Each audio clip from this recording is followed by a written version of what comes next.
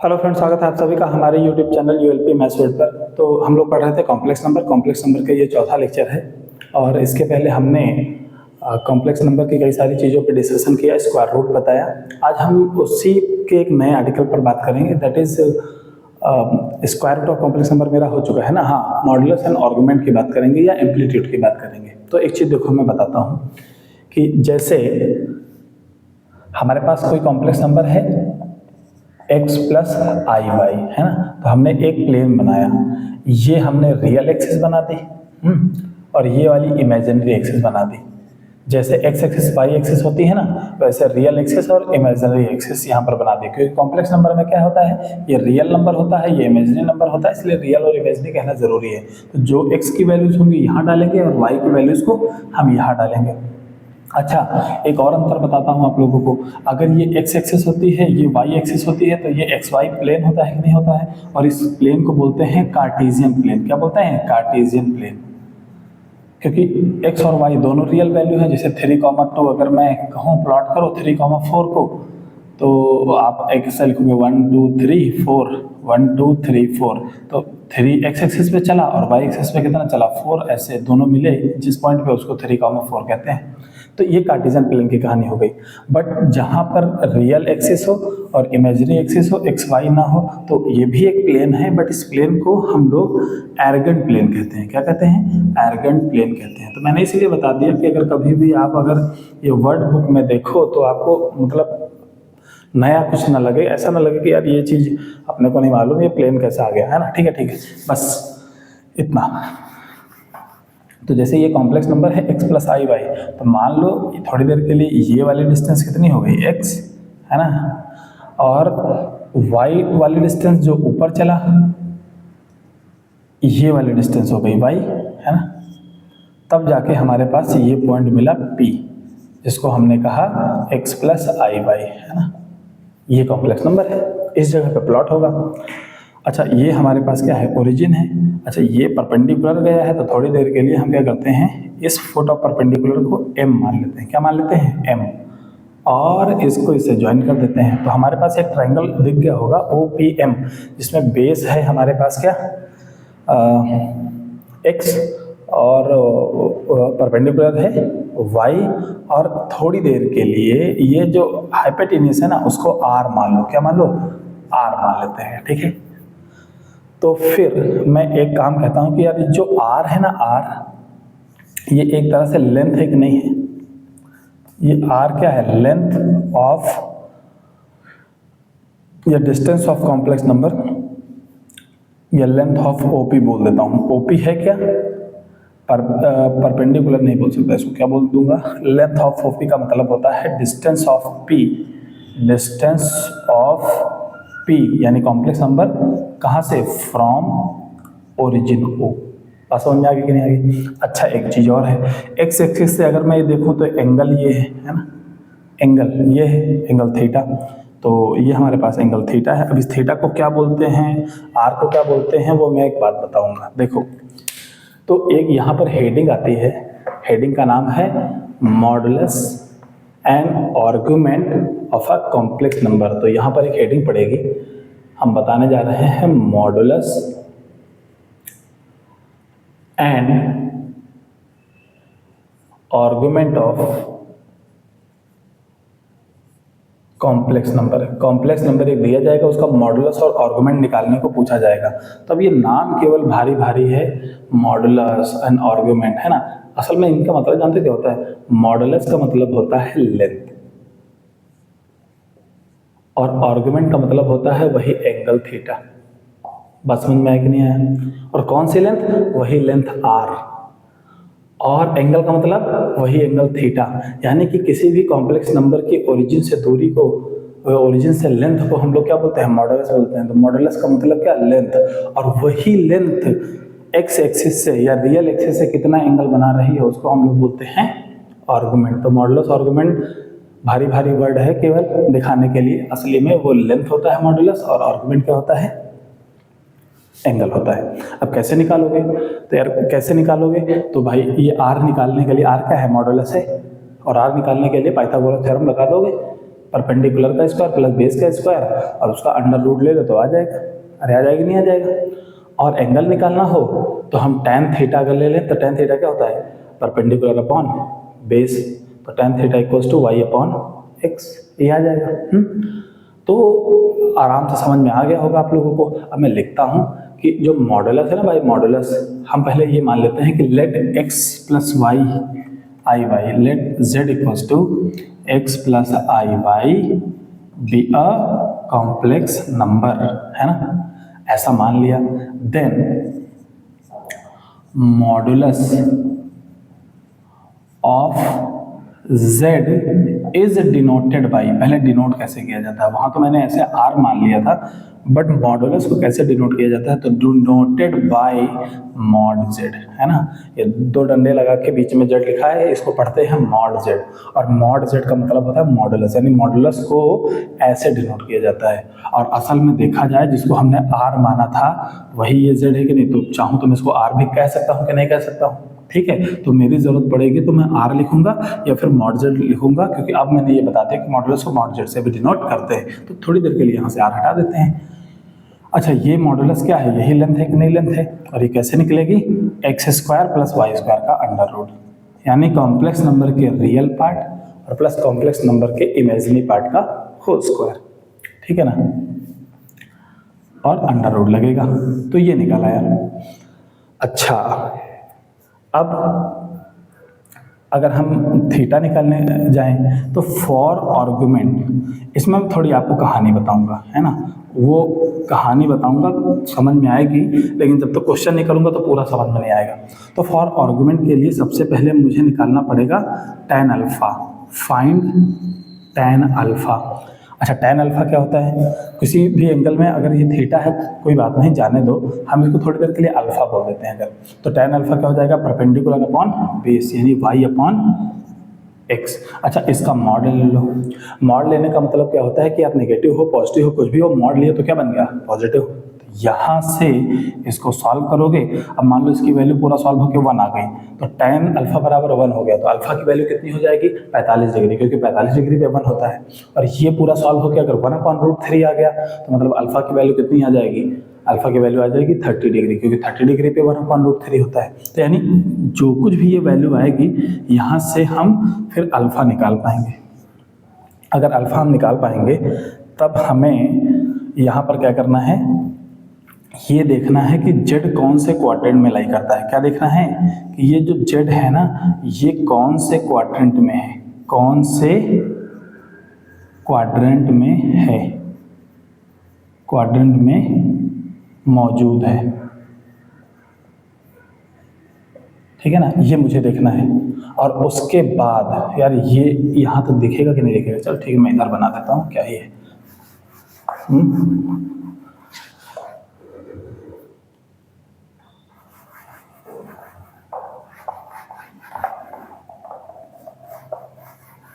Okay, तो हमारे पास 4 quadrant होते हैं और आर्गुमेंट को हमने क्या बोल दिया है, आर्गुमेंट ऑफ z का जो आर्गुमेंट होता है उसको हमने थीटा बोल रखा है ना, तो थीटा लिखूंगा उसका मतलब आर्गुमेंट ऑफ z होता है। ठीक है भाई, तो जब भी अगर वो कॉम्प्लेक्स नंबर तुम्हें फर्स्ट क्वाड्रेंट में मिले तो जो आर्गुमेंट थीटा है ना वो अल्फा के ही बराबर होता है। और अगर सेकेंड क्वाड्रेंट में आ गए तो जो आर्गुमेंट थीटा होता है वो पाई माइनस अल्फा के बराबर होता है।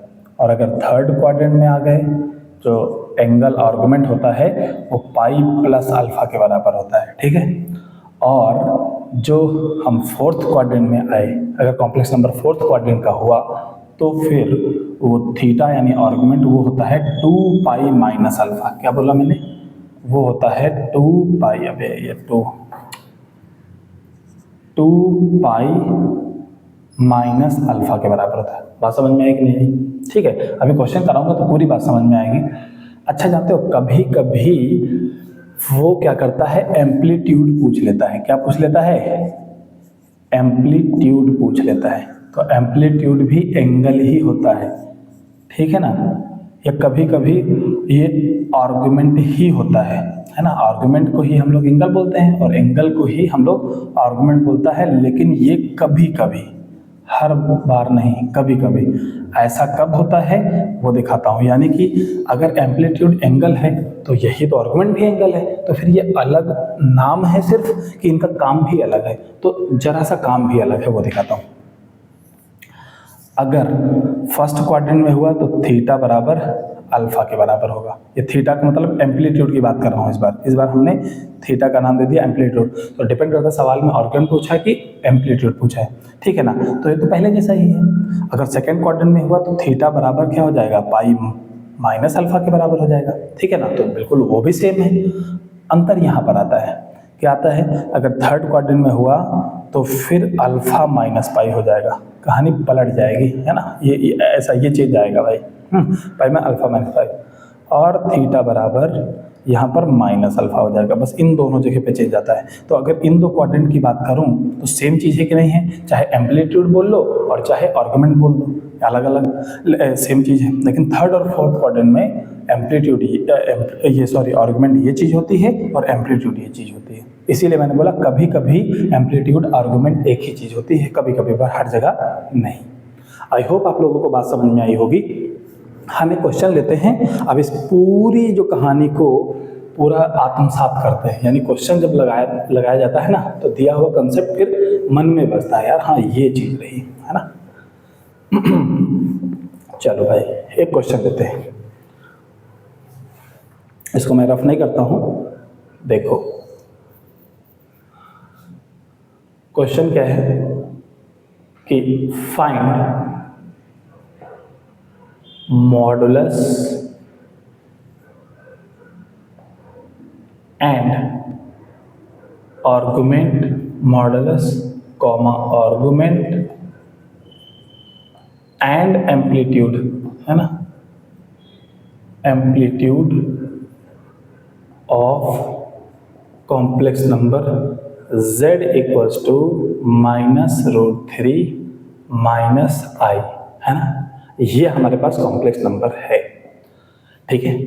अच्छा एक बात बताओ मुझे कि अगर मैं यहाँ पर कॉम्प्लेक्स नंबर में x + i y लिखता तो x के जगह पे क्या लिखा हुआ बताओ भाई, -√3, है ना। और y के जगह पे क्या लिखा हुआ है, कुछ नहीं, तो -1 नेगेटिव साइन। अच्छा ये बताओ किसी भी क्वाड्रेंट में ऐसे x नेगेटिव तो मतलब इधर आए कि नहीं आए, और y भी नेगेटिव इसका मतलब इधर आए कि नहीं आए, तो दोनों को हमने मैच कराया तो हमें थर्ड क्वाड्रेंट मिला कि नहीं मिला, तो ये क्वाड्रेंट होगा कि नहीं होगा। यानी ये जो कॉम्प्लेक्स नंबर लाई कर रहा है वो कौन से क्वाड्रेंट में लाई कर रहा है, वो थर्ड क्वाड्रेंट में। अरे x नेगेटिव y नेगेटिव, तो यूं चले तो ऐसे चले तो कहाँ पहुंचे, थर्ड में। ऊपर चल गए होते तो सेकंड में पहुंच जाते। बात समझ में आ गई कि नहीं आ गई। तो ये आसान है पहचानना कि कौन से क्वाड्रेंट में है। चल क्वाड्रेंट मिल गया अपने को। अब हमें इतना मालूम है कि मॉडुलस अगर हम निकालेंगे तो वो क्या होता है, under root of real part का x का स्क्वायर, रियल पार्ट -√3 है, उसका स्क्वायर करोगे तो 3 आएगा, -1 का स्क्वायर करोगे तो +1 आएगा, अंदर बन गया 4, और 4 का स्क्वायर रूट कितना होता है, 2। यानी कि ये हमारे पास मॉड z आया वो कितने बराबर आ गया, 2 के बराबर। इसी को हमने r भी बोला था कि नहीं बोला था, तो चलो r लिख देंगे, कोई दिक्कत की बात नहीं है। कभी कभी हम r यूज कर लेंगे तो उसका मतलब मॉड z ही होता है। अच्छा अब नाउ हम क्या निकालेंगे, tan अल्फा। पहले तो अपने को tan अल्फा ही निकालना है ना भाई।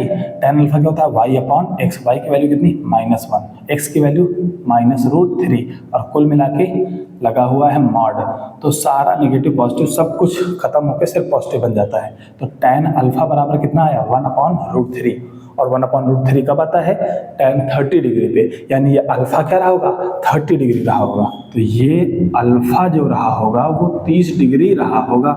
अच्छा 30 डिग्री को रेडियन में हम लोग π/6 लिखते हैं। बात समझ में आई कि नहीं आई, ठीक है। बट ये अल्फा निकला ना, एंड हम ये कह सकते हैं but z lies in third quadrant. कहाँ पे लाई करता है, थर्ड क्वाड्रेंट पे। जेड जब थर्ड क्वाड्रेंट पे लाई करता है तो आर्गुमेंट किसके बराबर होता है, इसके बराबर। तो यानी कि आर्गुमेंट ऑफ जेड, यहाँ पर थीटा नहीं यूज करता हूँ मैं, ऐसे ही आर्गुमेंट ऑफ जेड वो किसके बराबर हो जाएगा, वो हो जाता है π + अल्फा के बराबर। अच्छा π + अल्फा का मतलब पाई प्लस अल्फा की वैल्यू पाई बाई 6 और ये हमारे पास आ गया 7 पाई बाई 6, हाँ सॉरी 7 पाई बाई 6, ये आ गया हमारे पास आर्गुमेंट। और अगर मैं एम्पलीट्यूड की बात करूँ, एम्पलीट्यूड ऑफ जेड वो कितना हो जाता है, वो हो जाता है अल्फा माइनस पाई, अल्फा मतलब पाई बाई 6 और माइनस कितना पाई, एलसीएम लिया तो पाई माइनस 6 पाई यानी -5 पाई बाई 6। तो ये भाई हमारे पास आंसर हो गया। हम इसलिए थोड़ा सेपरेट करके बता दिए, कभी कभी क्वेश्चन में आपको मॉडुलस आर्गुमेंट पूछा जाएगा। अच्छा कभी कभी क्या जो छोटे लेवल के एग्जाम होते हैं जैसे स्टेट सीईटी वगैरह ये सब में ये ना एम्पलीट्यूड और आर्गुमेंट में पंगा कर देता है। वो पूछेगा आपसे आर्गुमेंट है ना, और ऑप्शन में ये दिया होगा, तो बच्चे कंफ्यूज हो जाएंगे। जिनको अलग से ये नहीं बताया जाता फिर वो इसको ढूंढते रहते हैं, फिर नहीं मिलता भाई, तो वो ऑप्शन में ये दिया जाता है। तो मैं कहता हूँ कि लैंग्वेज का घपला हो भी, आपको इसमें कन्फ्यूजन हो जाए तब भी कोई दिक्कत नहीं है, आप ये भी निकालो ये भी निकालो, जो ऑप्शन में दिखेगा उसको टिक मार के चले आओ, है ना। ओके ठीक है भाई, अब इसको रफ करते हैं। अच्छा मुझे एक चीज़ ऑब्जर्व करानी है आपको, ऑब्जर्व ये कराना है कि हमने अभी देखा, मैं चाहूँ तो एक क्वेश्चन और करा सकता हूँ, चलो चाहूँ क्या मैं कराऊंगा ही कराऊंगा, लेकिन उससे पहले एक छोटी सी बात बता देते हैं।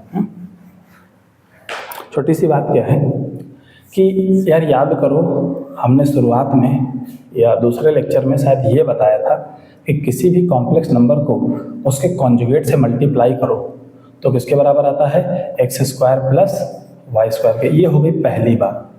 एंड अभी हमने देखा कि मॉड z किसके बराबर होता है, x square plus y square के बराबर, ये अभी देखा।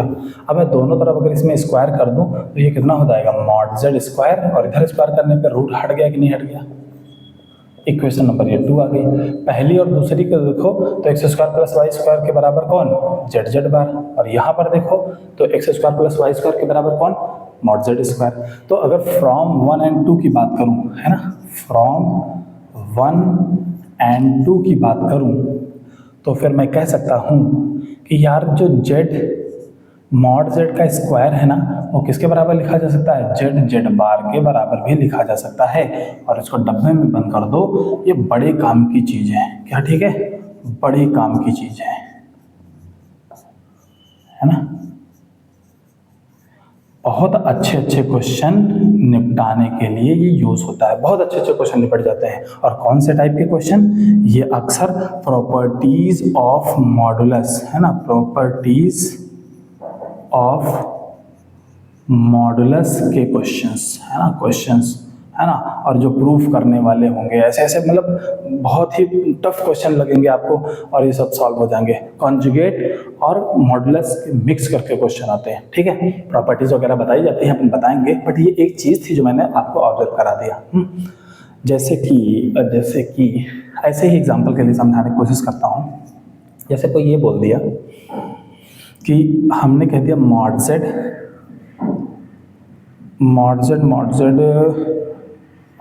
1 mod z2 and mod z3, ये तीनों किसके बराबर है, 1 के बराबर है। तो देन प्रूव दैट, हमें क्या प्रूफ करना है, देन प्रूव दैट, ऐसा कुछ क्वेश्चन बनेगा, है ना, 1/z1 ऐसा कुछ तो बनाएगा, ठीक है। तो हम जानते हैं क्या करते हैं, वो छोड़ो, ये अब क्वेश्चन हमें एग्जैक्टली याद नहीं है, बट इस टाइप का कुछ दिया रहता है तो एक एक टुकड़ा उठाते हो। तो z1 बराबर कितना है, 1, तो z1 का स्क्वायर कर दो मॉड का, तो वो कितना हो जाता है, 1 का स्क्वायर, अभी भी 1 रहा। और ये हमारे पास कितना हो जाता है, ये हो जाता है z1 इंटू z1 बार बराबर कितना, 1। अब यहाँ से अगर आप z बार निकालना चाहो, z1 बार, तो 1/z1 लिख सकते हैं। ऐसा ही अगर z2 को लेकर चले तो z2 बार को 1/z2 लिख सकते हो। तो ये सब अगर ऐसा लिख सकते हो तो ऐसा कोई क्वेश्चन बनेगा जिसमें ये सब चीज़ें यूज होंगी। तो इस टाइप के क्वेश्चन में, अच्छा उसमें अभी हमने प्रॉपर्टीज नहीं बताई इसलिए अभी क्वेश्चन नहीं करा रहे हैं। अच्छा ठीक है, अब एक और क्वेश्चन कर लेते हैं भाई, वही फाइंड मॉडुलस एंड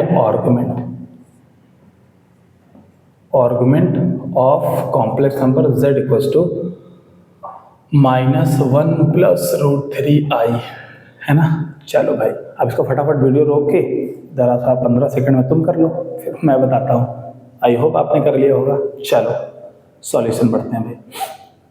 तो हमारे पास क्या हो जाएगा, यहाँ पर अगर x की वैल्यू की मैं बात करूँ तो -1 आया, और y की वैल्यू की बात करूँ तो प्लस का √3 आया।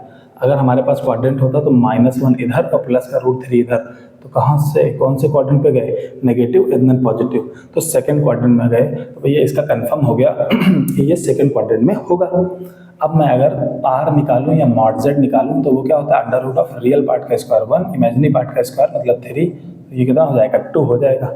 तो इसका भी हमारे पास कितना आ गया, 2 आ गया। नाउ अब मुझे क्या निकालना है, tan अल्फा, फटाफट करता हूँ, tan alpha y upon x, y कितना है √3 अपॉन एक्स की वैल्यू -1, लेकिन मॉड लेने पे सिर्फ प्लस हो जाएगा तो √3 आ गया।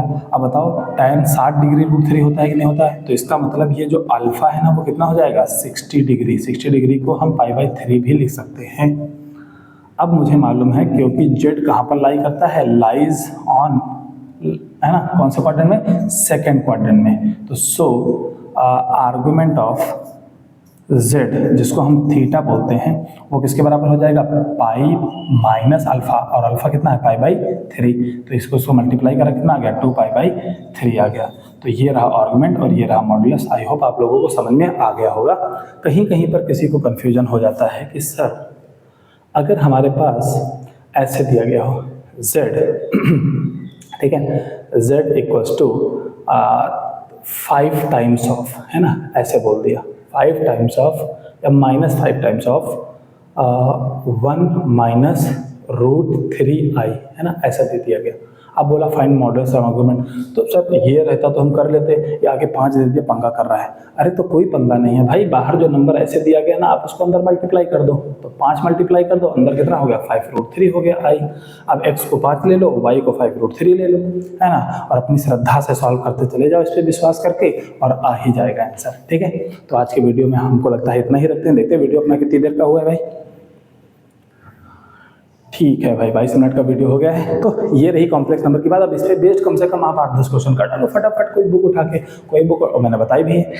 तो फिर आज के वीडियो में इतना ही रखते हैं, बाकी बातचीत नेक्स्ट टाइम पे करेंगे कुछ अलग टॉपिक, जैसे cube root of complex number, नहीं तो हम कॉम्प्लेक्स नंबर और इन सब की प्रॉपर्टीज ही बता के इन पे अच्छे क्वेश्चन कराएंगे, है ना।